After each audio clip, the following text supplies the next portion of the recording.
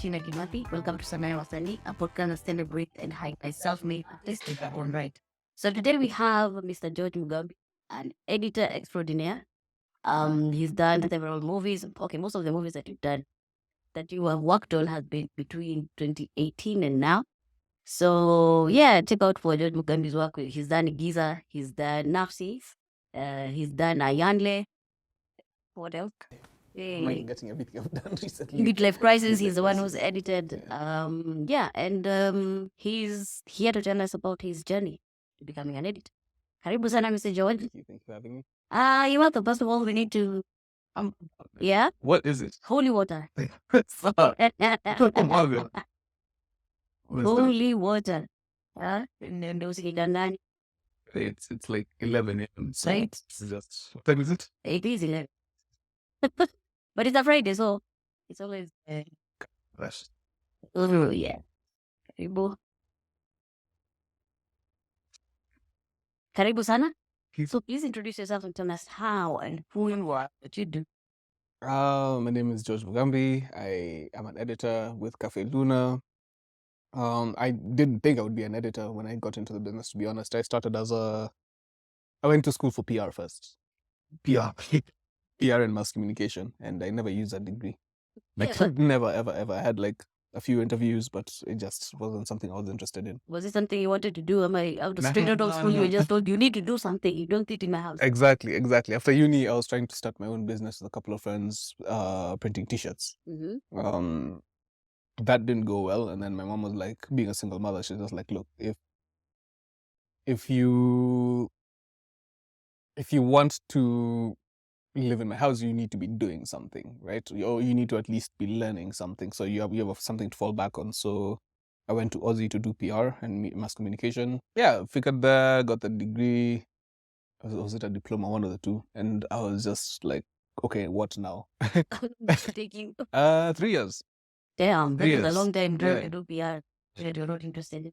But I needed something, and then eventually I picked up my dad's camera, like an old film. It was a Fujifilm camera, like a very old thing, and I started playing around with it, and I was like, okay, cool. I like taking pictures.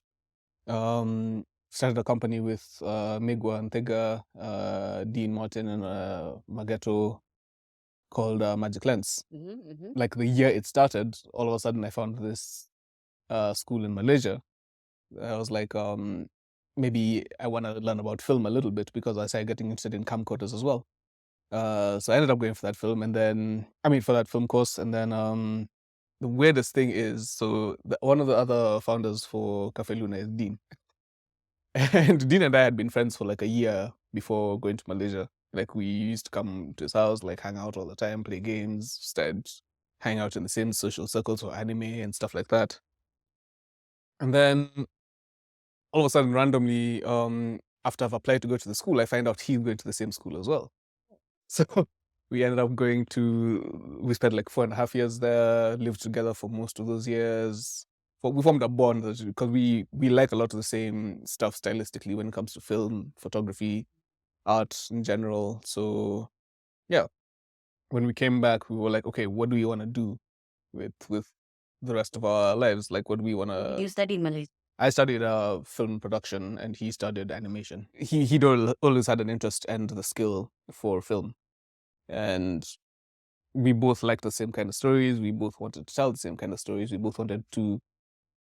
We just found it easier to work together. And yeah, so came back, met you, Kimani, etc. Decided, let's do this Cafe Luna thing. And here we are now. So how did you gravitate from filmmaking into editing? How did you narrow down into it? So first and foremost, Dean is the one who got me into editing, because in 2013, no, actually no, it's 2012. I was still like not very into editing. Like I had a laptop to like edit photos, but I wasn't into editing film at all. I'd done a couple of like nerdy things, like an anime music video, which I think is still on YouTube. Yeah, I'll tough it. I'll send you the link. Okay. But I made this like very angsty to emo rock music, anime music video type of thing. In Malaysia, Dean convinced me to build a PC. because I'd have a more easier time figuring out how to edit footage, how to just basically how editing worked. And my laptop was not that strong, so we built a PC together. He guided me through it. I started teaching myself how to edit before my second semester, which is when the actual editing classes started, because the first semester was mostly just shooting and learning how the basics of a camera, etc. And then we got this assignment from one of our lecturers to do 2 projects. One was to create a corporate video for a company. So we went to Borneo and found a company that did kayaking tours and stuff like that. Did a very, very nice. I also have that. I think I can send that to you. Yeah, it should be on my laptop. Did a promotional video for them, and then we did a couple of short films. Not proud of the short films at all, but for the first things I Yeah, I'm edited. sure yeah. if it's the first year, then you'll be forgiven. I mean, no, I'm proud of them because of the people I worked on them with. Like, guys it was just interesting being in a very international university with guys from Nigeria, the US, Lebanon, Syria, etc. Like, So how did you just decide, okay, editing will be my forte, because editing sucks. I won't lie to you, editing. So I spend life out of me. You sit there, go sift through the footage. Yeah. Basically, in a day, you're supposed to edit 4 minutes of footage. Yes. I don't really stick to strict timelines like that. Like, I try to do as much as I possibly can in a day, but like, got me into editing. Yeah. That's an interesting What question. got you into editing? Because out of filmmaking, you chose editing. Out of everything else, filmmaking, you chose editing, which Well- is a very sensitive part of filmmaking and very excruciating. I think part of it was, I'm not a very fit person, so the physicality of being on set was something that was a little bit challenging for me back when I was at a heavier weight. So editing for me, and I'm a huge introvert, but editing for me was something I could sink my teeth into, because the fun bit of editing is crafting the story, figuring out what looks best out of a large amount of footage to make the scene come alive. I think I enjoyed that bit more because it felt more challenging than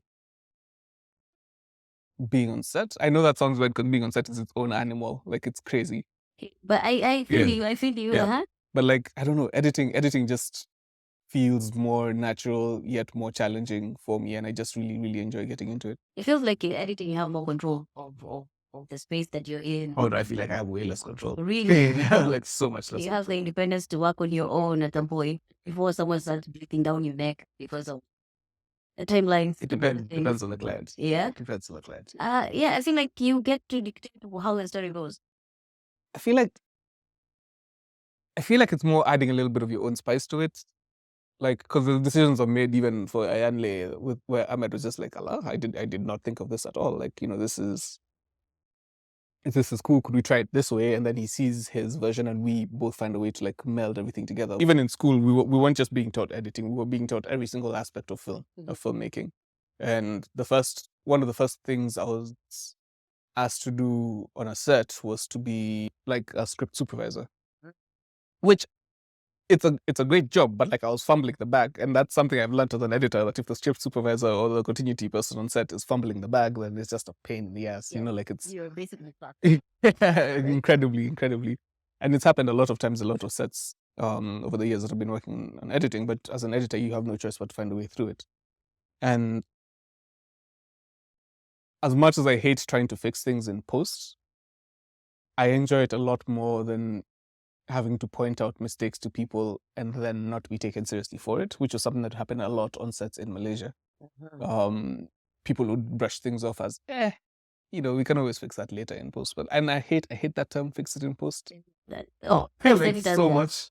Do But like, It's the more I work on stuff, the more I realize that fixing it in post is less of a mantra and more of a just an eventuality. It's going to happen. it's going to happen. it's going to happen. But you just need to protect yourself, not to be the one to fix it, Exactly. right? Yeah. Okay, cool. Now, who else inspires you apart from being in the country first? Do you have any editors that you look up to? Ray Otieno, definitely Ray Otieno. What does he do? Ray mostly does like ads. I don't know if he's done like long form and films and stuff. I know he did Igiza before me. But I've always just been a fan of the way he cuts his ads, like the high energy, the intense vibes of everything. Like, yeah, especially when him and Mag get to work together, man. It's fantastic. Beautiful. It's gorgeous, man. Right. Man, is it bad that I don't know a lot of editors in Nairobi, or rather, I don't know them by name? But you know they are. I know their work, yeah.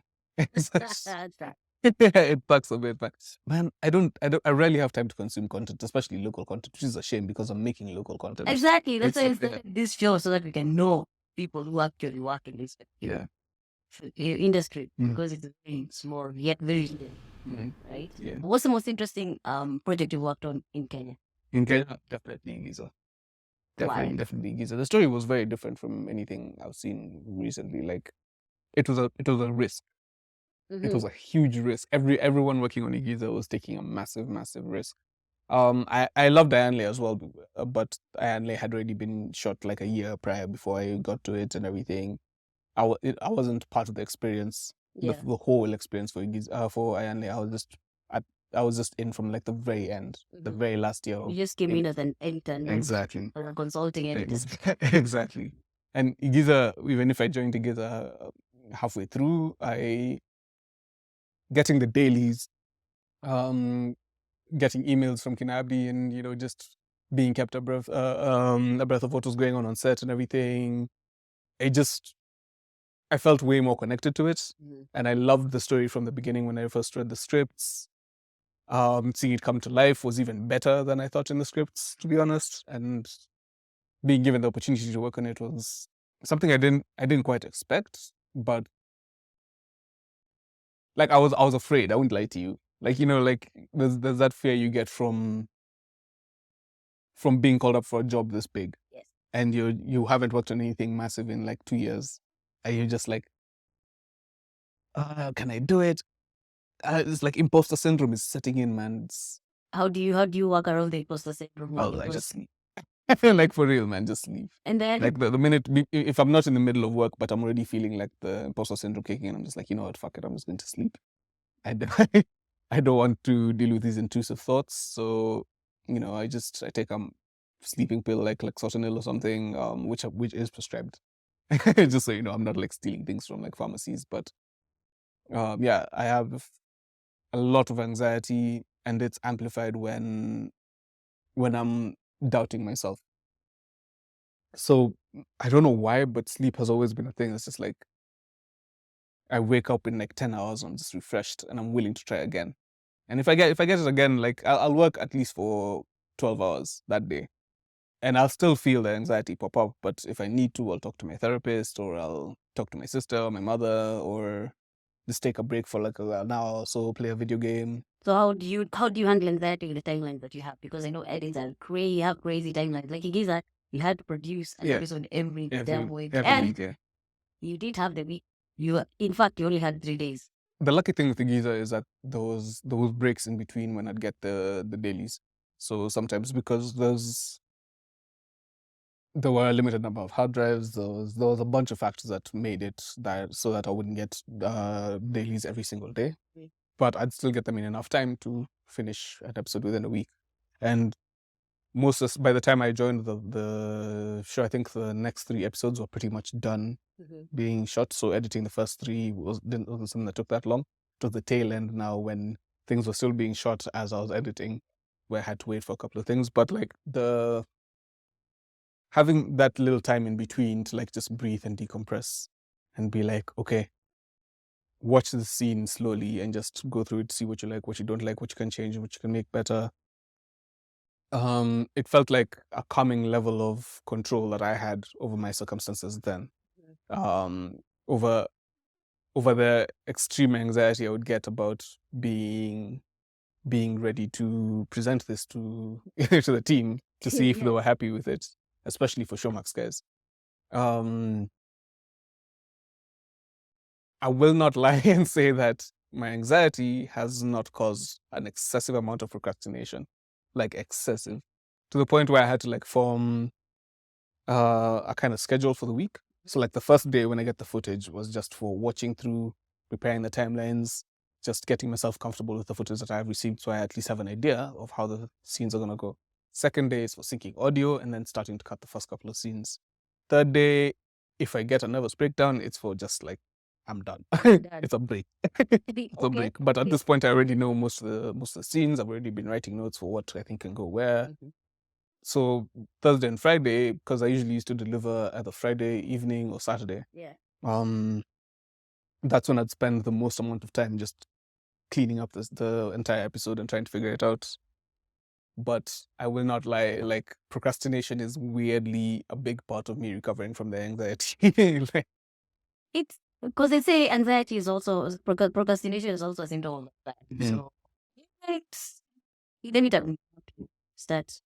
I can do it. So how do you bring yourself back when you have extreme anxiety attacks? Like has it led you to probably fall into drugs or try to how do you come back? How do you reconcile? I mean, I don't think there's anyone who works in our industry, and I'm not saying this so that guys can be shook by cops, but I don't think there's anyone who works in our industry that doesn't smoke up. Like, let's be honest, it's marijuana plays its part. It's a calming agent. It's necessary, regardless of what job you're doing, regardless of what industry you're working in. Everything is, the world is horrible. The economy sucks. Like, Bare minimum. Everything is just whatever you want to see is bare minimum. Like, I keep thinking back to my life in the 90s as a child, where I could buy a pretty big bag of sweets for 5 bob. Yes. Yeah, like a massive bag, whether it was Patco, whether it was ball gum, like it was huge. And now, man, if I wanted like a bag of jelly beans, it's like 500 bob. Yes. For the cheapest For the one. cheapest Like, one. what the hell, man? But how do you reconcile when the anxiety kicks in? You feel like you want to fall back into drugs. Has the job led you into drug addiction, or how have you recovered from that anxiety that comes with work, that comes with film production? Yeah. And like, I have had addiction to substances, whether it's alcohol or harder stuff that I will not say right now because that's just calling myself out. That's fine. But like, I think what helped me get out of it was just realizing that this stuff was not actually helping me. It's an escape, yeah, but it just wasn't helping me, Sanaa. So I do smoke up now, but less for getting out of a bad space and more for relaxation. Just like, there's nothing better than when knowing you're like completely done with a part of a project for the day and you just want to like smoke up, chill, read a book, listen to some music, play a game. A reward system for yourself. Yeah. It's weed is candy for adults. You can say that. It's like I'm literally rewarding myself for even if I've had a shit day, like even if I've not gotten anything done, I'm just like, you know what? Just hit just one blunt. Just chill, play a game, reset, allow your mind to just like stop with all the doubts and all the anxiety and all the fears about whatever it is you're doing or your ability to deliver. Because half of this stuff, man, like Hanley was such a big project and I was never 100% sure we were doing right by it. You know what I mean? Like, it's a unique story. And I don't feel like I'm doing it right because I'm not part of that community at all. I don't 100% understand. Even if I do eventually got the context and found certain bits to be funny, I'm not as persecuted as Somalis are in Nairobi. And as I got to understand it more, it was really freaking depressing. Like, bruh. No, but Ahmed would like translate it for me and I'm like, oh God, wow, you guys actually go through this stuff, man. Like, like it was bad. But like, I don't think there's anyone who works in our industry who can't deny the fact that certain drugs do make your experience easier in managing anxiety, imposter syndrome, or just finding the time to relax and shut your brain off and just enjoy the world for a bit. What is the most excruciating project you ever worked on? Ishcook Studio. But I wasn't doing film and cook, I was doing photography for that. What happened to the photography career, by the way? What happened? He's a very good photographer. Very, very good photographer, but you haven't done that in a while. I kind of just I don't know, man. I disappeared off Instagram for a bit. I haven't been feeling the drive to try photography related stuff again, even if I did just buy 2 very expensive lenses last year, which I don't understand. I don't understand why I did that. But like, now that I have the equipment, I mean, I really have no excuse but to try some more stuff. Why has it fallen back? Like, why have it fallen back on the aspect? Part of it is laziness, Okay. but I will not lie. Part of it is laziness. Part of it is funds. Part of it is I'm currently taking multiple classes on my own. So part of what I do in my off time is try to learn new things, new editing techniques, new animation techniques. So I'm not a very good animator, but I would like to learn more animation stuff. I also am trying to pick up a couple more camera techniques for film specifically. And I used to do the same thing for photography. I just don't do it as much anymore. Yeah. I don't think I have any actual excuse for why I'm not doing Why photography not as much. Yeah. Yeah. So that is about Cox Studio. Cook Studio was amazing, man. Especially the first 2 seasons when David Sanders was producer. I think he was producer back then.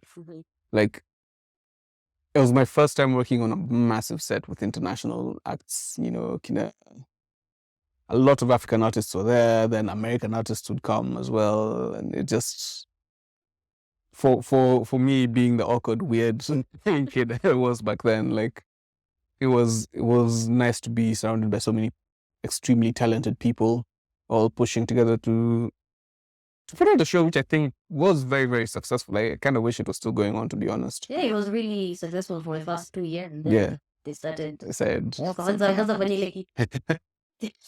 I think it's because, and I'm not blaming production teams, but I think those are shifts somewhere where budgets just didn't meet the demands of the show or something. But yeah, Coke was my first experience on massive sets. What was the most demanding thing on Coke Studio? Bro, this thing they used to do like at the end of the week, where especially when we're doing like on Saturdays, when we're doing like the final main performances that you'd actually get to see at the in the show, because you know it was like weeks. The entire week was rehearsal, and then traveling to locations to get different kinds of international artists experiencing life in Nairobi, that kind of thing. Those days on their own were a logistical nightmare. But the final days, Saturday and Sunday, so because sometimes we'd shoot into Sunday as well, like that, there were seasons where we did not have a break. It was Monday to Sunday every single week. Back to back. Yeah, back to back and stop. That wasn't bad. It was the final day where being Nairobi, multiple problems would show up. Whether it was steamer constantly going off, or artists that got way too drunk The previous. the previous night and couldn't come to the rehearsal, had to push things to like Sunday. Or I don't know if I'm divulging secrets that shouldn't be divulged for the show, but you know what I mean. Like there are a lot of issues with Coke Studio regarding people's behavior, but back then, for my first experience, that was such a close-knit group of production team. Like guys felt like family. Like guys would die for each other on that set. Like it was just a beautiful working experience, especially with the camera crew, man. These guys were just fellas, but we just felt like instead of like workmates, we just felt like people who bonded together for 6 months every single year. And you know, we wouldn't talk for like 6 months, but when we met again for those 6 months, the next 6 months, like it felt Pick it so up from good. where. Yeah. Tell us about No. Oh no, god damn. So Nope was a short film that Shirya Abdi had written and was directing. And I remember we were shooting in a forest in Kiambu, Yeah, Kinungi. And I don't know why, it was the height of the rainy season. It was cold as hell, but like none of us thought it would be that bad. Yes. None of us had any idea it would be that bad. And somewhere in the middle of the night, because I hadn't brought enough like warm stuff, my body just shut down. Like what was my role on that? Your DAT. I was DIT. So I was running back Problem was because it was raining, I couldn't set up my station near where the set was happening. I had set it up in a car. So it was on the other side, like uphill, like far from that stress of running back and forth between Kinadine shooting on this side and going back to the 80 station. at like 1 a.m. It's cold, it's raining, and it's not raining, doesn't sort light drizzle, it's full on rain, which works great for the look of the film. But for me, I was dying, man. There's a point where I felt like I actually was getting an asthma attack, like I couldn't breathe. So I was like, cool, let me sit in the car for a few minutes while I wait, because I had a radio. Yeah. So if I told guys, if you need me to come back for the card while I'm dumping this, just call on the radio. So I'm chilling in the car, and then I black out. And at the end of the day, Abdi comes up to me and he's like, just extremely disappointed. He gives me this long lecture about how if I keep going like this, I'm not gonna go far in this industry. It's unacceptable, etc. And I completely understood where it was coming from. At the same time, man, those conditions were just all kinds of fucked up. Yeah, all kinds of fucked up for everyone involved. And I don't know how you guys pushed through. I don't know how Dean especially pushed through, because I'm pretty sure he got sick right after. No. It was just me. The camera got wet. Yeah. The batteries, everything that we carried, everything got wet, and then it stuck in. Yeah. Yeah, it was just fun time all around. We had to wait for another week to shoot because the cameras are wet. Mm-hmm. A good thing. Yeah. I mean, I don't blame Abdi for him chewing a lot of us out that night. It was stressful for him because he had spent so much cash and things were not going his way. So I understand from that perspective. And I think that kind of temporarily fractured our relationship for a bit, because we didn't work together for a while after that. But it was a lesson I needed. It's part of the reason why I don't really work like on set that much. Right? I mean, I will show up for DIT jobs and stuff. I just don't really work on set that much anymore. And part of the reason I figured out that I liked editing better. And eventually, he did call me back for Igiza. So after how many? I don't remember. It's actually 2015. Oh, it was 2019. What, 2017? 2017. Damn. That's like what? 7 years? It's 5 years. 5. Yeah. Yeah, 5. Yeah, it's 5 years. Okay. It took 5 years to forget. I don't think it took him 5 years. I think he forgot pretty quickly. It's just like we weren't doing a lot of the same work at the same time. And he also directed parts of Ayande. So, I think as he saw me editing that, he was like, okay, Podge is someone we can do edit jobs with again. Yeah. Nope was not a bad experience. No, sorry, let me scratch that. Nope was a horrible experience, but it wasn't a bad plan. Okay. It wasn't a bad idea. It wasn't a bad idea. Thinking makes idea. Yeah. For a while. Yeah. So how do you address friendship and work? How do you go about friendship and work, considering now that you obviously will do something wrong with that if you're working on with your friend. There's so many moving parts. So you ought to do something wrong at some point. So how do you recover from that, particularly for example, the relationship between you and DFW? So how do you circle around that and then maintain that friendship and at the same time maintain a working relationship? Or do we have to pick one or the other? I don't think we have to pick one or the other. I mean, I think like hanging out, going for drinks, etc. That part we can just chill, relax, and just be your genuine selves. But I think there's still a level of professionalism that has to happen while we're on set, while we're in the edit suite. And I prefer conversations that are candid. If you're really upset about the way something has been shot or cut or etc., let's have that conversation. It's not about trying to protect myself or my work. It's about trying to get the best version of this product out that we possibly can. And I mean, even if it was my own project that I was hiring other people for, if I exploded, if I got extremely angry and, vented at someone who it wasn't like a shout at Alan and it's not really his fault, you know what I mean? Like, I have to have the what's that thing called? Self-awareness. I have to have the self-awareness to go, hey, okay, I could have approached the situation better. And I feel like that's something we constantly have to do. It's not babying your friends, but you do need to be professional about how you approach a problem. You know what I mean? Like you need to not be kind, but be professional about it. And I don't mind getting negative reviews, man. I don't mind getting negative feedback from people that I've worked with.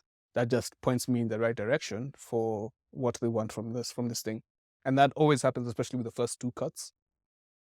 There's some ideas I'll put in that they like, and there's other stuff I'll put in that they don't like. And how are we expected to get the most optimal version of this product out if we don't have open, candid conversations about what we like and what we don't like? I mean, what is different? Even Dean and I have thought about certain things, to be honest. But it's not like Timo and I have fought the most. Oh God, yeah. Timo and I at the very beginning, Timo and I did not like each other at all. So how do you go around that? Because at some point, of course, and the person seems won't get along. You know, vibes just don't get along, but you must work together. That's the thing. You have to work together. There's another way. Like we both need each other for this thing to succeed. Yes. So just swallow your pride.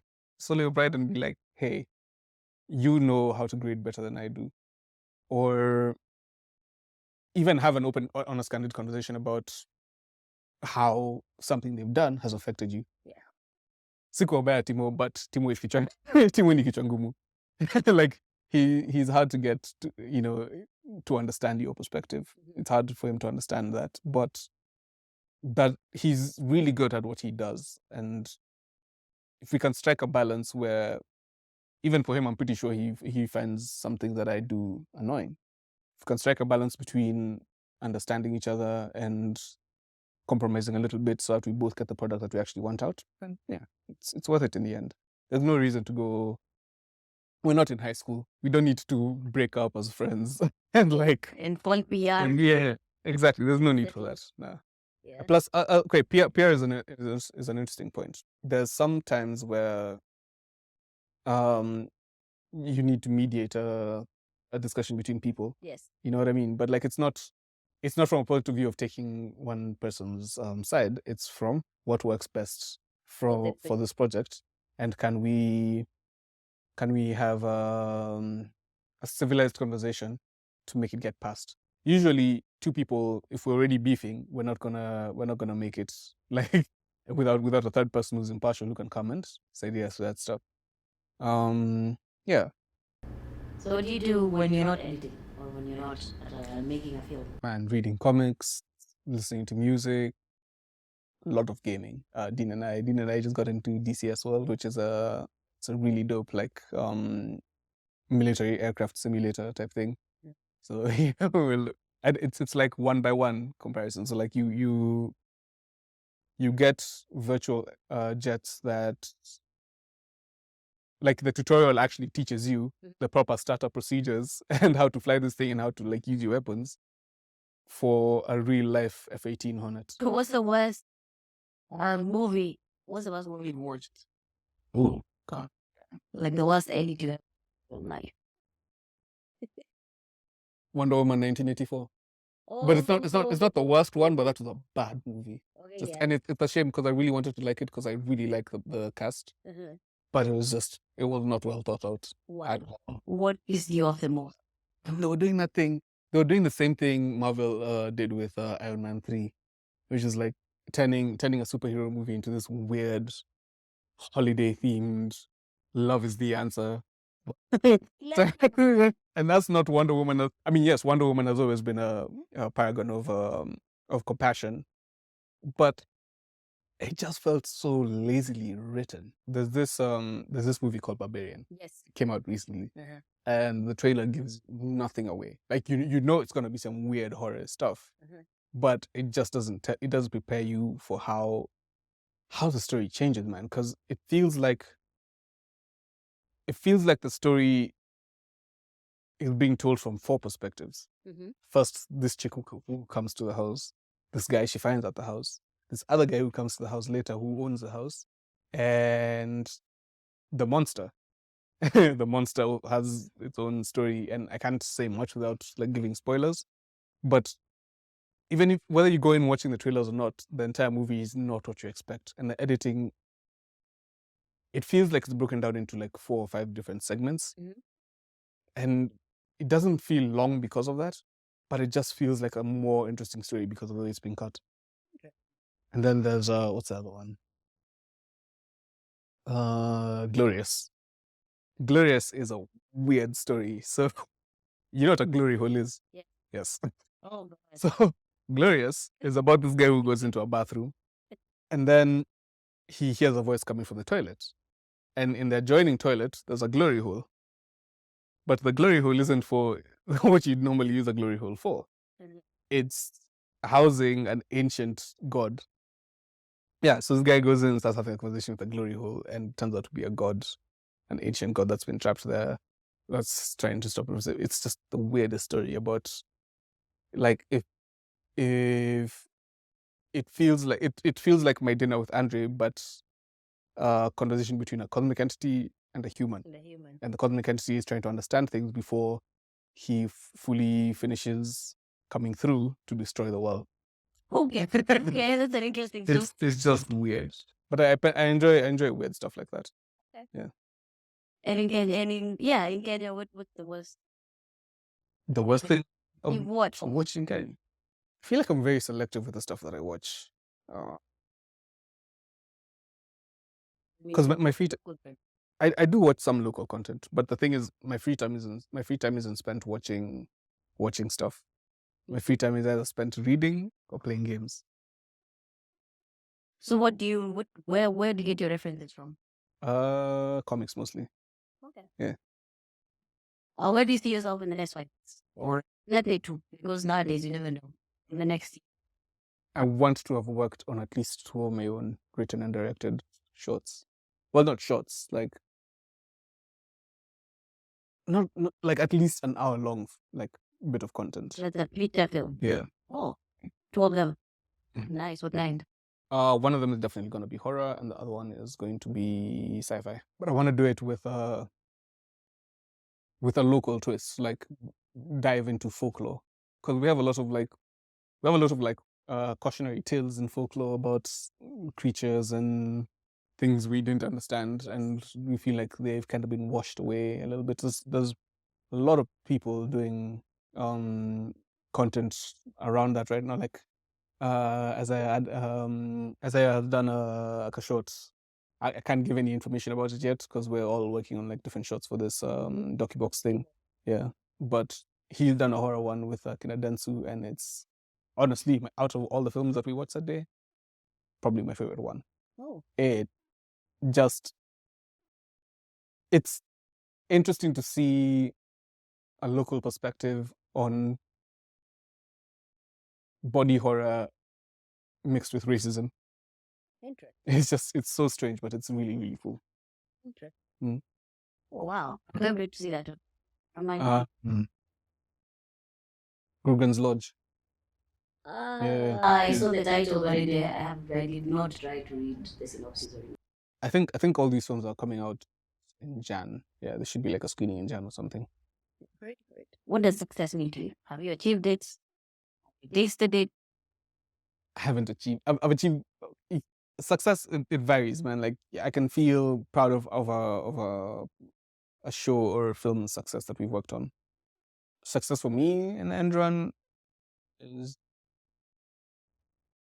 it's not even about living comfortably. It's like, yes, I do want to take care of my mom and everything, but like, it's more about where we as a team end up in the coming years, what else we can do, how much further we can push each other.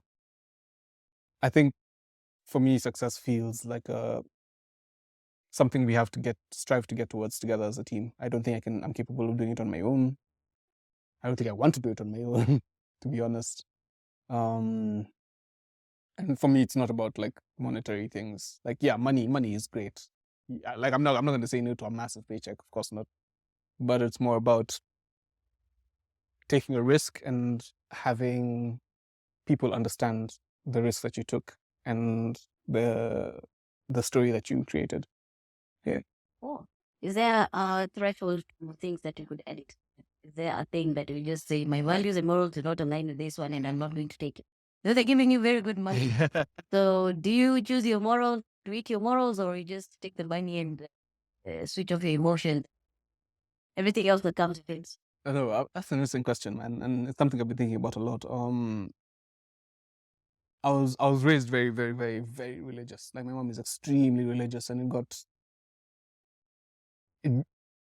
I felt like I was losing my individuality to her own religion, and it took a while before we could have that conversation because I'm just not into religion at all. I'm not anti-religion, but I actually disagree with a lot of how, not religion itself, but how the people that represent religion act. That's a huge issue for me. What's the thing that you've done? What's the project you've done in this time and age that the young you be best? Don't pick up the bag. Yeah, definitely don't pick up the bag. Why? Man, it's a bromance. It's a bromance between me and Dean, man. Like it's not out yet, but it's something I was very proud of when we worked on it. It was last year. Yeah.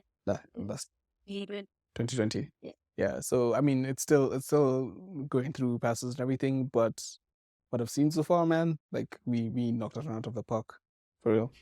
what made you know to say that? Story itself from the very beginning was something that Dean had been working on for a very long time, and it just sounded very different to me compared to everything else that we've worked on together. And that's a tough question to answer. I don't know, man. I think it's just I feel so attached to it, and I just need people to see it. Yeah. Yeah, Dina harakisha. Well, I mean, also waiting, right? yeah. We'll finish it up soon. Probably after he's done with Housewives. If you were to have a conversation with anyone in this world, anyone, who would you pick and what would you talk about? What would you talk about? 3 topics that you talk about. Dave Filoni. Dave Filoni is basically George Lucas's protege. The keeper of all secret law when it comes to Star Wars. I'd want to just learn everything that he knows about the law, how he and George. I just watched not the Last Jedi, Tales of the Jedi, which is a short animated anthology series, and it does such an amazing job of reintroducing us to characters that we found in the in the prequel trilogy, Clone Wars, that kind of stuff.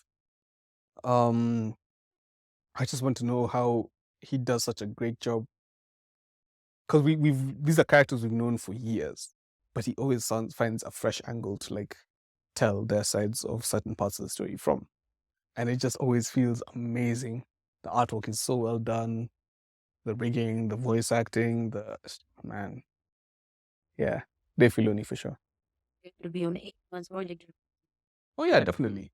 As a huge Star Wars nerd, if I ever got called up to go and work on a Star Wars project, even if it was just being the guy who babbles and kebes, I'd be there now. Yeah. Even for exposure, I need to be paid for to see my name on that scroll at the end. I'd be down for it. Everything. Yeah. What advice would you give someone who wants to edit or abiding it? There's so many things to learn when it comes to editing.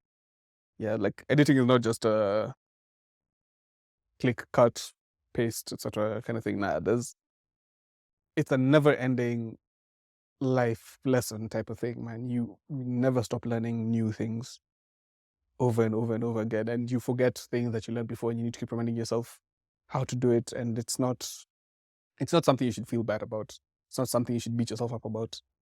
It's just something you need to train yourself better at. I frequently have conversations with Dean where both of us need to remember how to do something, or we learn something new and we share videos about it. For editing, you don't even need to go to school, for real. There's no need to go to school for it. YouTube is your friend. YouTube University is your friend, man. And there's so much stuff you can learn from there. So yeah, I guess my advice would be never stop learning. Never stop picking up a new technique, because in the end, it'll just make everything so much better. It'll make you a much better editor. That has been our show, ladies and gentlemen. My name is Sheila Kimathi, and our guest was Sanaa Wasanii this week has been George Mugambi, editor extraordinaire. Find his works on Showmax. Try watch Igiza first, then you can share the rest of the links on our page, right? All right. It's been a pleasure, man. Thank you.